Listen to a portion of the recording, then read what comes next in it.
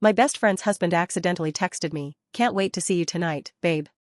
Stunned, I replied, "Me too." That evening, I walked into the restaurant and watched his face freeze. He stuttered, What are you doing here?" I smirked, "Waiting for your wife to arrive." Just as he reached for his phone, she stepped in, holding the divorce papers I sent her. I, 34 female, never thought I'd end up here. I'd been reading these stories for years thinking, damn, people really live like this? Then it happened to me. It feels like my entire world flipped in one night. So for context, I've been best friends with Amanda, 33 female, since college. She's basically my sister. We went through bad breakups, job losses, and even lived together after graduating. She's the type of person who would give you her last dollar and still ask if you're okay. Loyal to a fault. She met Mark, 36 male, about 6 years ago at a friend's barbecue.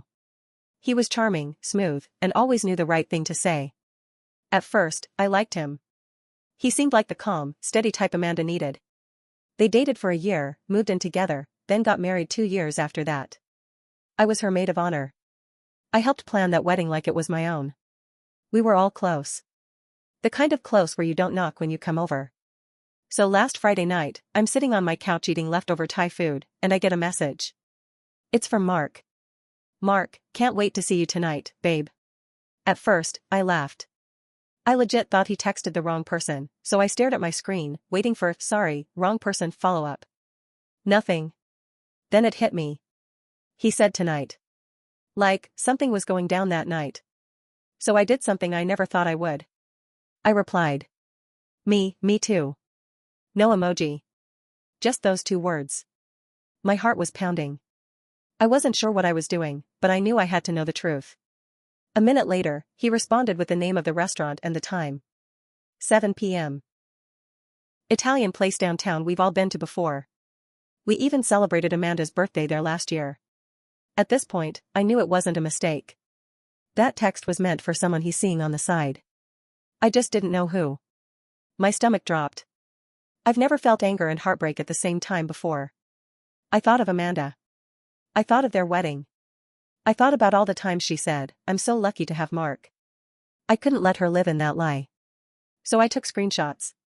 Then I sent them to her. Hey. I need you to see this. I didn't know how to tell you. I'm going to the restaurant tonight. I need to see this for myself. If you want to come, I'll be there at 7. She didn't reply. Not right away. And I didn't blame her. I got ready, threw on a black jacket, and took a cab to the restaurant. I walked in exactly at 7 p.m. There he was. Sitting at a corner table, wearing the same jacket he wore at Amanda's last birthday dinner. He looked nervous, constantly checking his phone, scanning the room. Probably expecting someone else. Probably not expecting me. I walked straight to the table and sat down across from him. His face went pale. He stared at me like he'd seen a ghost. Mark, what are you doing here? Me, waiting for your wife. His hand instantly reached for his phone, but I was faster. I put my hand over his phone and slid it aside. She knows. I sent her the screenshots. He just blinked. His mouth opened, but nothing came out. Mark, I think you misunderstood me. No, I didn't. He was sweating. He kept glancing around like someone was going to save him. I was calm. Too calm, maybe. Inside, I was raging, but outside, I just sat there like I was ordering pasta. That's when Amanda walked in. I'll never forget that moment. She walked in wearing this long beige coat, hair pulled back, holding a manila envelope in her hand. Her face was blank, like she had shut off every emotion. She walked right up to the table and didn't look at me. Only him. Then she dropped the envelope on the table. It made a loud thud that seemed to echo. Amanda, divorce papers. Mark didn't move. Didn't blink. Didn't speak. Amanda, she sent me the messages. I called the lawyer that night. You can't lie your way out of this. Mark stuttered. Mark, Amanda, it was just one mistake, Amanda, save it. She finally looked at me and nodded. Her lips trembled, but she didn't cry. She was stronger than I would have been. Amanda, thank you for telling me. For not covering for him. I nodded. I could barely get a word out. The waitress came over at that moment and saw the scene. Poor girl looked like she wanted to vanish. Mark stood up, mumbled something about needing air, and walked out. Amanda sat down. She didn't say anything at first. We just sat there for a minute. She finally whispered, "Amanda, I knew something felt off. I just didn't want to believe it." "I'm so sorry." She nodded, then opened the envelope and started organizing the papers like she was making a to-do list. She'd already signed them. All that was missing was his signature. We didn't eat. We didn't cry. We just sat there in silence while the weight of it all sunk in. That was 3 days ago. The next morning, I woke up to a dozen missed calls. All from Mark. I didn't answer. I didn't want to hear excuses, or begging, or whatever lies he had ready. My loyalty was to Amanda. Period. But around noon, I got a text. "Mark, we need to talk. Please. It's not what you think." Oh really? The man got caught red-handed, and now it's not what I think. I ignored it. Later that day, Amanda called. Her voice was flat, like she hadn't slept. "Amanda, he showed up at my place." What? "Amanda, he cried. He begged. Said it was all a misunderstanding. Said you tricked him into thinking it was someone else." I froze. That lying son of a, he's blaming me now? "Amanda, yeah. Said you've always been jealous of what we had." That hit me in the gut. I've been nothing but loyal to both of them. Helped them move into their house, babysat their damn dog when they went to Cancun. I sat through boring couples game nights with wine that tasted like wet wood, and now he was dragging my name through the mud? Amanda, I didn't believe him. But I need to ask, are you sure he wasn't trying to text you for real? The silence between us was thick. Amanda. You know me. She paused. Amanda, I know. My head is spinning. I didn't blame her. Her whole life got cracked open like a dropped egg. But it still hurt to hear her ask that. That night, I got a message from an unknown number. "Unknown, you don't know me. But I think Mark's been seeing my sister too." My heart dropped. I messaged back. Who's your sister?" She sent me a picture. I recognized her immediately. She was the hostess at the restaurant we'd gone to that night. The one who gave Mark a weird look when I showed up instead of the mystery date. She'd been with him. Her name was Gia. We met up 2 days later at a cafe. She was quiet, nervous, kept checking around like someone was following her. Gia, he told me he was divorced. That his wife cheated on him. That he was rebuilding his life. She showed me screenshots. Messages. Selfies. Pictures of him in what was clearly a hotel room. When was this? Gia, started 6 months ago. I ended it 2 weeks ago. Something felt off. But he kept calling. Said he wanted to make it official. I didn't know whether to laugh or throw up. 6 months. Amanda and Mark just celebrated their 5-year anniversary last month. He gave a toast. Said she was the love of his life. Turns out he was screwing the hostess of the restaurant we were celebrating at the same time. I told her everything. I showed her the photos. The messages. She stared at my phone for a full minute before speaking. "Amanda, this is a whole other person." I know. "Amanda." He looked me in the eye yesterday and said it was one mistake. One. She got up and left my apartment without another word. The next day? She showed up at his job. Right there at his office in downtown Chicago. Stormed into the lobby with a box of his things, photos, gifts, anniversary cards, and dropped them in front of his receptionist. "Amanda, allegedly, tell your cheating boss's wife says hi." Apparently, the entire floor heard. She walked out like a storm cloud, no tears, no breakdowns. Just rage and cold fire. Mark called me later that night. "Mark, what the hell did you tell her?" The truth." "Mark, you ruined my life." No, Mark. You did that." He hung up on me. A few days later, Amanda called me at 2 a.m. "Amanda, I got another message. From someone else. A guy." What? "Amanda, says he's been hooking up with Mark for almost a year." My jaw literally dropped. I sat up in bed. You're saying, Amanda, yeah. He sent pictures. And texts. Mark was sleeping with him. That was it. That was the final piece. Mark wasn't just cheating with other women. He had a whole secret life. Men. Women. Probably more we didn't even know about. Amanda just whispered, Amanda, I don't think I ever knew who I married. After Amanda told me about the guy Mark had been hooking up with, I didn't sleep. Neither did she. 2 days later, we both sat at my kitchen table, coffee untouched, laptops open. Amanda was scrolling through old photos, old emails, anything she might have missed. Amanda, you ever look back and wonder how blind you were? I didn't answer. Because yes, I was wondering that too. All those times Mark bailed early from dinners, all those work emergencies, those late nights at the gym when Amanda couldn't even get him to take out the trash the next morning. But that wasn't the end of it. That same day, she got a message on Facebook, from a fake profile. FB message, you think you know what he did? Ask him about the lake house. No picture. No name. Just that one message. Amanda and I both froze. Me, what lake house? Amanda, I don't know. We never owned a lake house. We started digging. The message didn't reply again.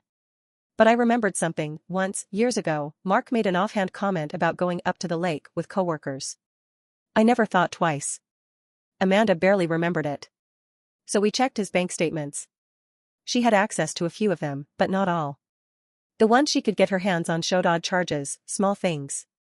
Gas stations, restaurants, once at a hardware store, all around Geneva, Wisconsin. Amanda, my aunt lives near Geneva. That's Lake Country. We looked up property records. Nothing in his name. But then we tried something different.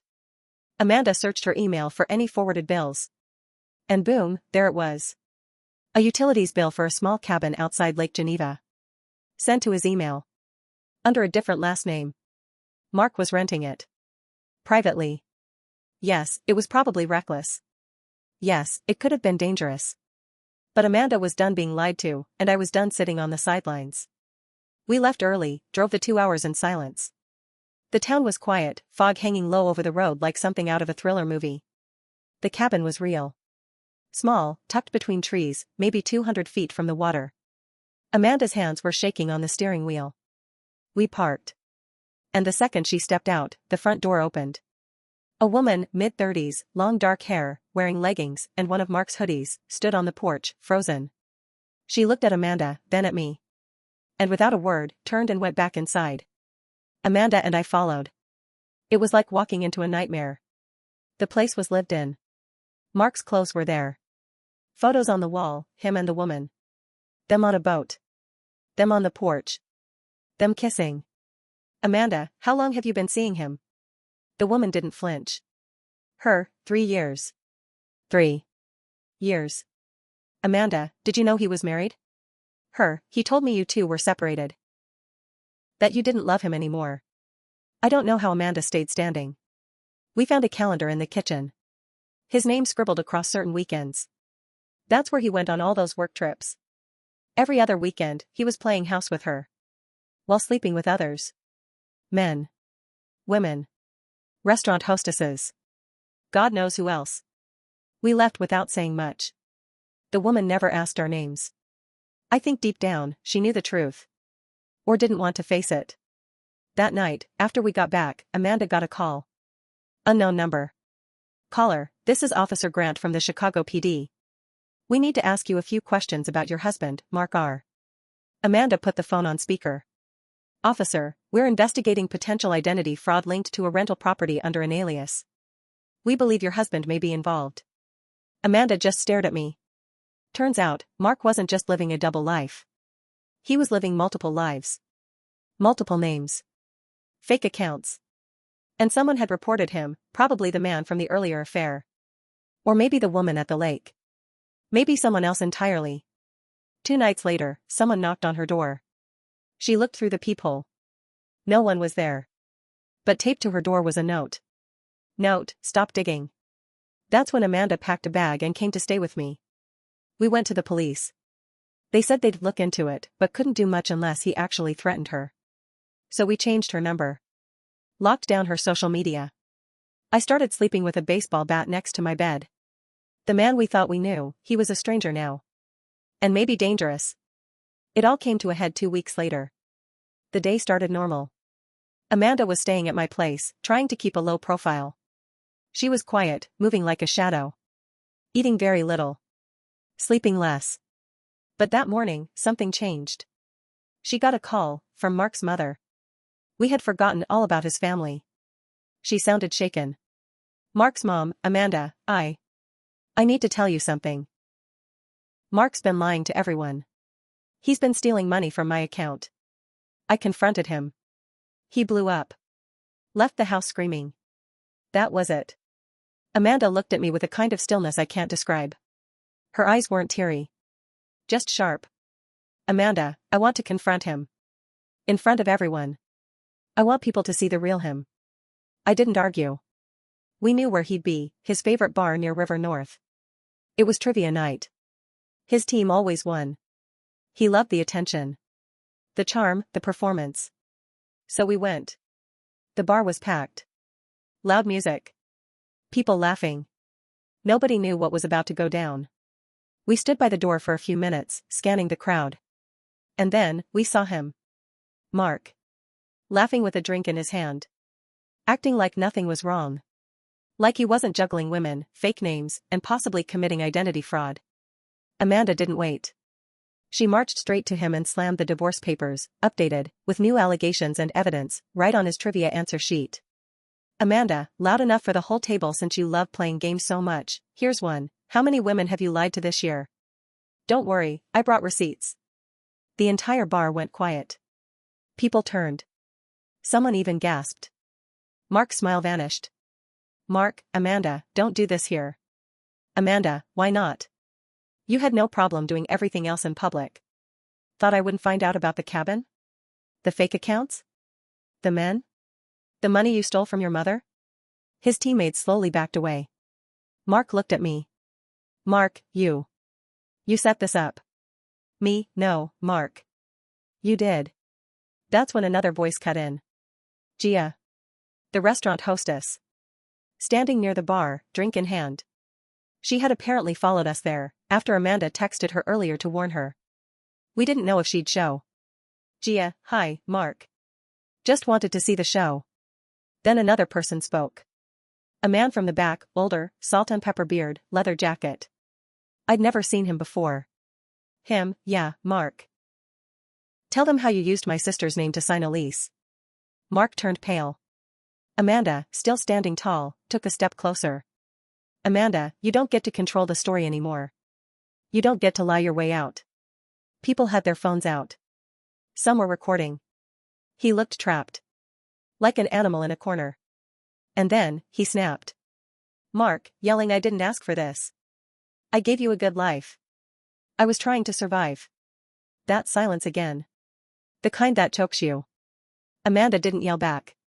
She just looked at him. Amanda, I loved you. And you buried me in lies. Mark looked around. No one defended him. No one said a word. He stormed out. No apologies. No tears. Just rage and shame, tangled together. That night, Amanda cried. Not the loud, messy kind. The quiet, shaking kind. Like her body had been holding it in too long. I held her. I didn't say anything. There was nothing left to say. The next few days were a blur. Mark's name popped up on local forums. Someone posted about the confrontation. He stopped showing up to work. No one knew where he went. Police called Amanda again. They were opening a formal investigation. His mom apologized for everything. She came over one day with old baby pictures and tears in her eyes. Mark's mom, I don't know who he became. I'm sorry. Amanda forgave her. The divorce went through. Amanda kept her name. Sold the house. Started fresh in a small apartment in Wicker Park. She got a job teaching yoga part-time. Started therapy. Adopted a senior dog named Max. I stayed close. We rebuilt our friendship, not from damage between us, but from the damage he tried to leave behind. Gia moved back to Florida. We still text sometimes. That man from the bar? He emailed Amanda later to say his sister pressed charges for fraud. Mark hasn't been heard from in months. I think about it sometimes. How one wrong text opened a door we never asked to walk through. How a man so hollow could do so much damage. How people can hide who they are. Even from the ones they sleep beside. But I also think about Amanda's strength. Her silence when she could have screamed. Her calm when everything burned. And me? I don't trust people the same way anymore. But I'm not bitter. Just wiser. And if you're reading this, wondering if you should check that gut feeling, if you should trust that hunch, you should. Because the truth always finds a way out. Eventually.